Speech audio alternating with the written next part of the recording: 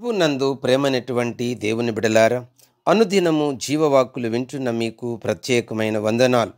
ఈరోజు మన ధ్యాన భాగము లూకా సువార్త 17వ అధ్యాయము 5 నుంచి 10 వచనాలు చదువుతాను, దయచేసి వినండి. అపొస్తలులు మా విశ్వాసము వృద్ధి పొందించమని ప్రభువుతో చెప్పగా, ప్రభు మీరు ఆవగింజంత విశ్వాసము గలవారైతే ఈ కంబళ చెట్టును చూచి నీవు వేళ్లతో కూడా పెళ్ళగింపబడి సముద్రములో నాటబడమని చెప్పునప్పుడు అది మీకు లోబడును. దున్నువాడు గాని మేపువాడు గాని మీలో ఎవనికైనా ఒక దాసుడు ఉండగా వాడు పొలములో నుండి వచ్చినప్పుడు నీవు ఇప్పుడే వెళ్ళి భోజనము చేయమని వానితో చెప్పడు.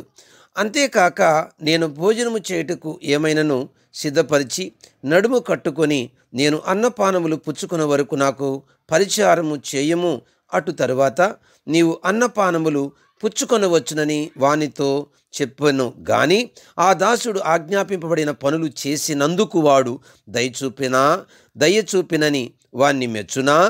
అటువలే మీరును మీకు ఆజ్ఞాపింపబడినవన్నీ చేసిన తరువాత మేము నిష్ప్రయోజకులమైన దాసులము, మేము చేయవలసినవే చేసి ఉన్నామని చెప్పుడనెను.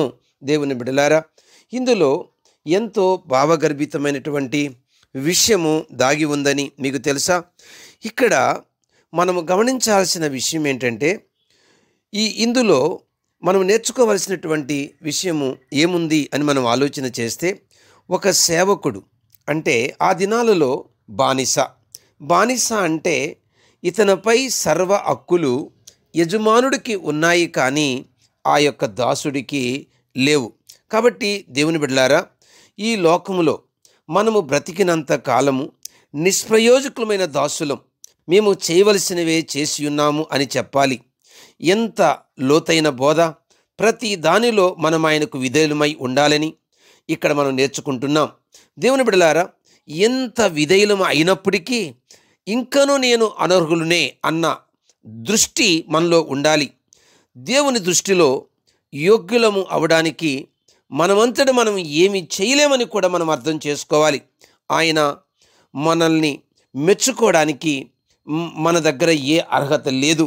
దేవుడు మనల్ని మెచ్చుకోవడానికి కేవలము దేవుని యొక్క కృప ఒక్కటే అని మనము అర్థం చేసుకోవాలి. కాబట్టి దేవుని బిడ్డలారా, ఎంత ప్రార్థన చేసినను, ఎంత భక్తిగా ఉన్నను, ఎంత పవిత్రంగా ఉన్నను, ఎంత నీతిగా ఉన్నను, ఎన్ని దాన ధర్మములు చేసినను, మనకున్న ఆస్తి భేదలకు పంచినను, ఎన్ని మంచి పనులు చేసినను, ఎన్ని కార్యక్రమములు చేపట్టినను, నేను నిష్ప్రయోజకుడైన దాసుణ్ణి అన్న మనసు, అనగా అట్టి తగ్గింపు, అట్టి దీనత్వము నేను కలిగి ఉన్నప్పుడు ఖచ్చితంగా విశ్వాసములో మనము స్థిరులుగా ఉంటాం.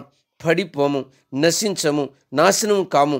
ఒకవేళ గర్వించితిమా పతనము తప్పదు, గర్వించిదమా నాశనము తప్పదు. కాబట్టి భయముతోను వణకుతోను దేవునిలో ఎదిగే కొలది ఒదిగి ఉండమని, దేవునిలో ఎదుగుతున్నావనడానికి నిదర్శనం దీన మనసని, దేవునిలో ఎదుగుతున్నావు అనడానికి నిదర్శనము దీనత్వము రోజు రోజుకి ఎక్కువ ఆలి అన్న సత్యాన్ని ఈరోజు పరిశుద్ధాత్మదేవుడు నీతోనూ నాతోనూ మాట్లాడుతుండగా, అట్టి దీన మనసుతో దేవుని సేవించే భాగ్యము ఇప్పుడే తండ్రి మనకు ప్రసాదించును గాక.